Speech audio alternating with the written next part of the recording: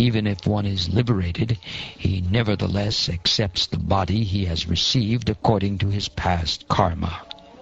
Without misconceptions, however, he regards his enjoyment and suffering due to that karma, the way an awakened person regards a dream he had while sleeping.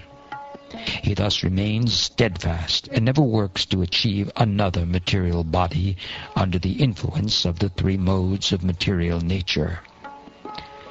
Even if he goes from forest to forest, one who is not self-controlled must always fear material bondage, because he is living with 6 co-wives, namely the mind and knowledge-acquiring senses. Even householder life, however, cannot harm a self-satisfied, learned man who has conquered his senses. One who is situated in household life and who systematically conquers his mind and 5 sense organs is like a king in his fortress who conquers his powerful enemies.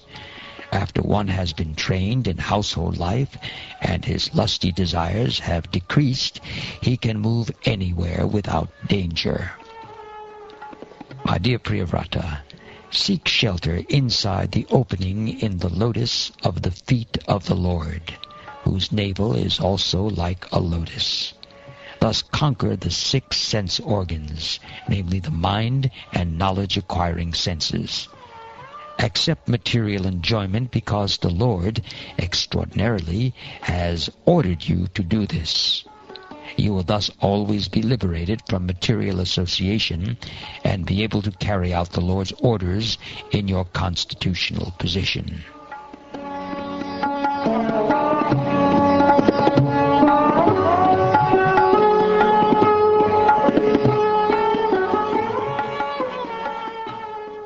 Sri Shukdev Goswami continued, After thus being fully instructed by Lord Brahma, who is the spiritual master of the 3 worlds, Priyavrata, his own position being inferior, offered obeisances, accepted the order, and carried it out with great respect. Lord Brahma was then worshipped by Manu, who respectfully satisfied him as well as he could. Priyavrata and Narad also looked upon Brahma with no tinges of resentment.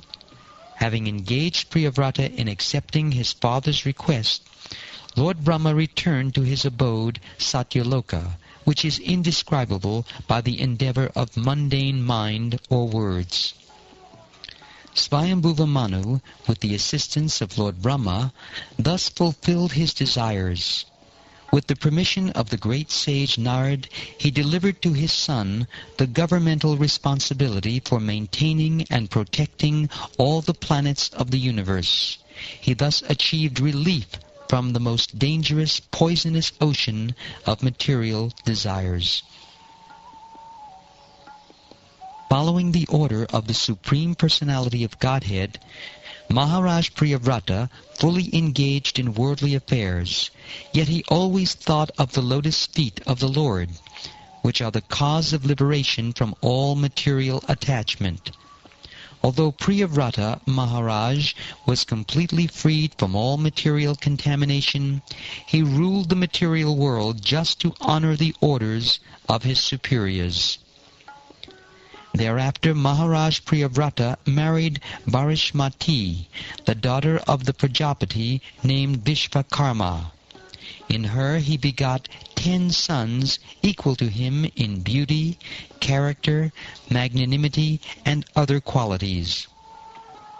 He also begot a daughter, the youngest of all, named Urjasvati. The 10 sons of Maharaj Priyavrata were named Agnitra, Idmajiva, Yajnabahu, Mahavira, Hiranyareta, Kritaprishta, Savana, Medatiti, Vitihotra, and Kavi. These are also names of Agni, the fire god. 3 among these 10, namely Kavi, Mahavira, and Savana, lived in complete celibacy.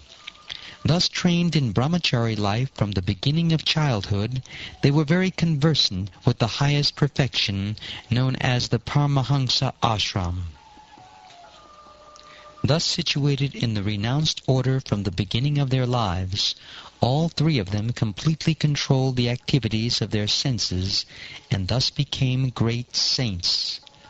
They concentrated their minds always upon the lotus feet of the Supreme Personality of Godhead, who is the resting place of the totality of living entities, and who is therefore celebrated as Vasudeva. Lord Vasudeva is the only shelter of those who are actually afraid of material existence. By constantly thinking of his lotus feet, these three sons of Maharaj Priyavrata became advanced in pure devotional service. By the prowess of their devotional service, they could directly perceive the Supreme Personality of Godhead, who is situated in everyone's heart as the Supersoul, and realized that there was qualitatively no difference between themselves and him.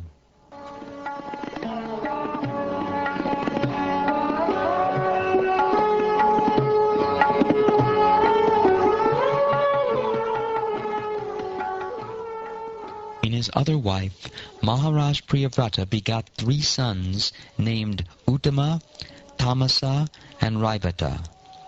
All of them later took charge of Manvantara millenniums. After Kavi, Mahavira, and Savana were completely trained in the Paramahansa stage of life, Maharaj Priyavrata ruled the universe for 11 abhudas of years. Whenever he was determined to fix his arrow upon his bowstring with his two powerful arms, all opponents of the regulative principles of religious life would flee from his presence in fear of the unparalleled prowess he displayed in ruling the universe.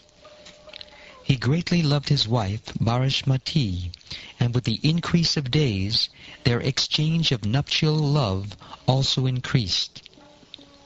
By her feminine behavior as she dressed herself, walked, got up, smiled, laughed, and glanced about, Queen Bharashmati increased his energy. Thus, although he was a great soul, he appeared lost in the feminine conduct of his wife.